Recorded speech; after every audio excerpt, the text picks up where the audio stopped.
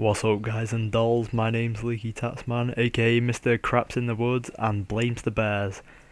Got my fourth of my wish lists for games that are coming out, so everything that I want in the sequel to an established series. So this week we have Fallout 4. Fallout's a series that I very much like, although, well, I can't say that with any solidarity actually, because I've only played Fallout 3 and New Vegas. I haven't played the first two, seeing as they're quite a stark contrast from the previous two. I'm gonna go ahead and say that I like Fallout as a first-person shooter / RPG. I can't say for the PC games. Anyway, carrying on. I'm doing these suggestions in the logic that they will continue with the Fallout 3 and New Vegas style of game. So let's crack on with it anyway. Okay, location wise, I think that it would be cool to have either something like New York or Chicago. I've seen a lot of people suggesting like Britain or maybe China or Tokyo or something, and I kind of think that it needs to stay in America to keep its kind of identity. I think the whole 50s motif in America works really well. It fits in a lot better. I think it would feel too forced if they moved it on, especially to Asia. I don't think that would work particularly well. Though what I will say is to vary up the geography quite a bit, so don't just keep it all as wastelands. I know obviously the premise of the game is that you're in a nuclear wasteland, but we've seen glimpses of it where we've seen like the occasional forest and stuff, and going into this I think weather effects need to be developed. So I think like natural disasters would be a good addition, so hurricanes, tornadoes, nuclear winters, I think that would be cool. So just general variation, so you feel like you're not just fighting the enemies, you're fighting the environment as well. Some kind of survival aspect on top of just killing enemies.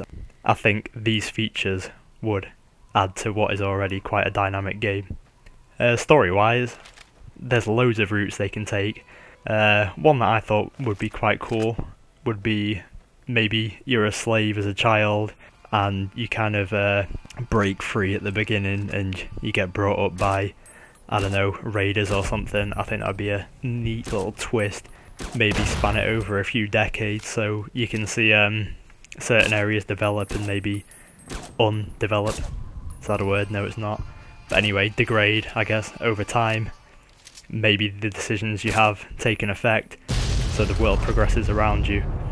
Taking major decisions is another one of my suggestions.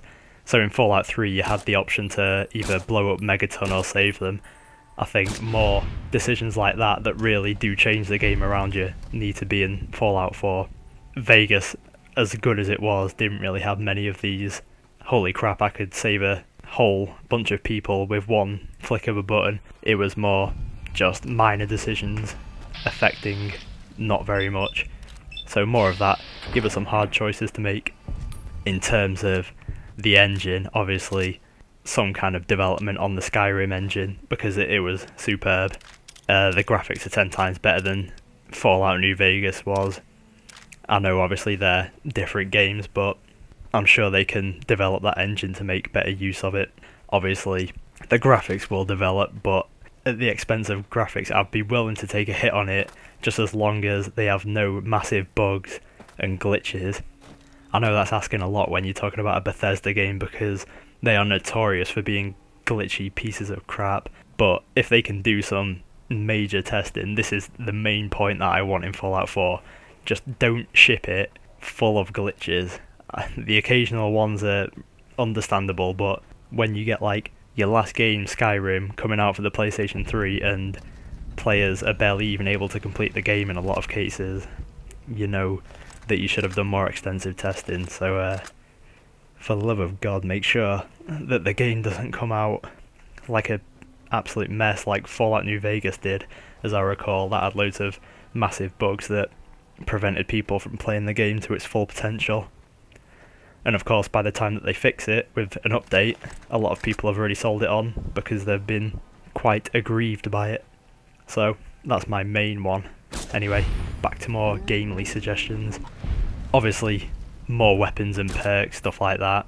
I think a perk that they need to add would be highlighting an objective path like Skyrim did. I don't want to keep referring to Skyrim as the benchmark, but they've set the bar pretty high with open world games, and Skyrim does so much stuff right that they're allowed to copy from themselves, I believe. But yeah, a lot of the time in Fallout I find myself getting lost, mainly just due to the vaults being like mazes sometimes.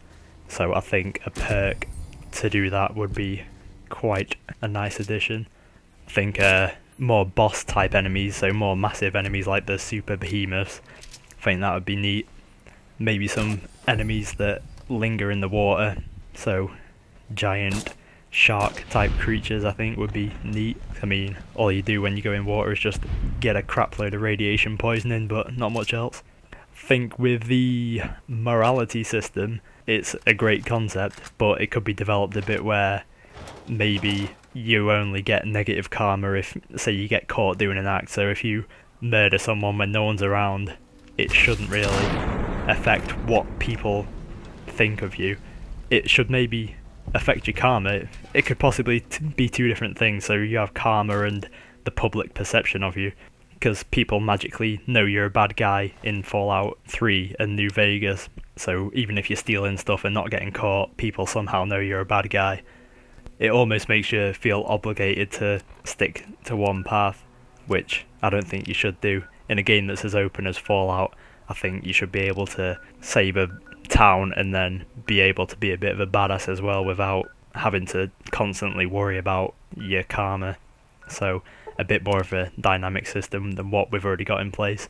2 more suggestions from Skyrim. I said I didn't want to have to keep referring to Skyrim, but damn it, it is too damn good not to. Okay, the leveling system in Skyrim I think should be adopted by Fallout. Gaining levels through actual actions that are relevant, because on Fallout you just basically level up for killing stuff and then you assign points as you level up. I think Skyrim's leveling system where you get it through doing the particular skill, so for instance like using a one-handed weapon would get your one-handed weapon skill up.